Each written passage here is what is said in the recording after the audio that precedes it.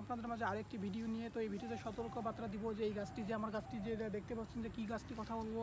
তো এখন কথা বলবো হলো লিচু গাছ নিয়ে। তো অবশ্যই এই লিচু গাছ নিয়ে সতর্ক নিয়ে কথা বলবো এখন। তো কি করা লাগবে তো অবশ্যই আপনি খেয়াল সাবধানের সহিত শুনবেন এবং জানাবেন আর কি আমাকে। তো যারা যারা জানেন না তাদেরকেও জানাবেন। তো মেন যখন লিচু গাছটি ছোটো থাকবে তখন অবশ্যই খুঁটি দিবেন যেন পড়ে না যায় লিচু গাছটি, এবং বড় হওয়ার সাথে সাথে যে পাতাগুলো আমি দেখাইছি যে পাতাগুলো পোকা খাইছে ওই পাতাগুলো যেন পোকা না খায় এই জন্য অবশ্যই গাছকে স্প্রে করবেন। পরামর্শ নিয়ে কয় মাস পর পর যেন স্প্রে করা লাগে স্প্রে করবেন। তো স্প্রে করবেন যেন পোকা না খায়।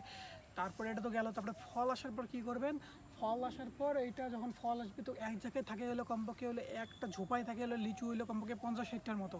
তো এইরকম সম্পূর্ণ গাছ ভর্তি থাকবে, একটা গাছে কমপক্ষে হলে আপনি 1700 থেকে 1000 মতো ফল পাবেন। তার চেয়েও বেশি হয় কোনো গাছে, আবার কোনো গাছে এইরকম হয়। তো যখন আসবে তখন আর কি গাছটাকে সুন্দর মতো নেট দিয়ে বেঁধে দিবেন। আর নেট দিয়ে কেন বেঁধে দেবেন সেটা বলতেছি, কারণ এই লিচু কিন্তু অনেক সুস্বাদু একটা মিষ্টি জাতীয় ফল। মানে এই ছালের ভিতরে যে সাদা আঁশ থেকে ওইটা কিন্তু একটা মিষ্টি মিষ্টি ঘ্রাণ আর কি চারিদিকে ছড়ায়।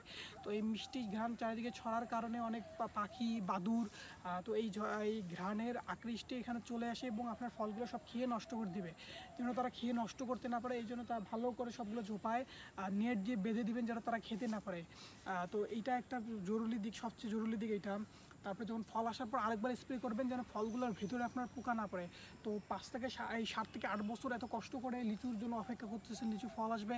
আর যখন ফল আসলো যখন এটা কিছু না করলে যখন ফলের ভিতরে দেখবেন যে এইরকম পোকা খাচ্ছে তখন আপনার কী রকম কষ্ট হবে এটা আমি তো বুঝতে পারছি যে এত কষ্ট হবে। তো এইরকম কষ্ট না হয় তো এই সবগুলো আপনাদের যেন এই 5 বছর বৃথা না যায়। তো অবশ্যই এটা খেয়াল রাখবেন, যখন ফল আসবে তখন ফল আসার আগে একবার গাছকে স্প্রে করবেন যেন সব পাতা পোকা খেয়ে না ফেলে এবং গাছটি সুন্দর মতো বেড়ে ওঠে। এবং ফল আসার পর একবার স্প্রে করবেন যেন গাছটিতে কোনো পোকা আর কি ফলকে খেয়ে না পারে। আর হইলো অবশ্যই পুরো গাছকে নেট দিয়ে ঢেকে দেবেন, বিশেষ করে যেই জায়গায় বেশি লিচু হয়েছে থোপা হয়েছে ওই জায়গায় ভালো করে নেট দিয়ে বেঁধে দিবেন যেন কোনো প্রকার বাদুড় পাখি আর কি বলতে গেলে আপনার যেন এই ফলটি না খেতে পারে।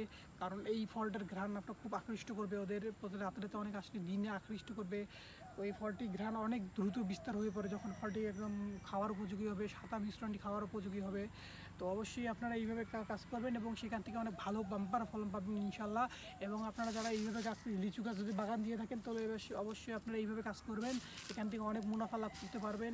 মানে লিচুর অনেক দাম বর্তমান, এক ঝোপা লিচুই আপনার খাই হলো 120 টাকা 150 টাকা করে।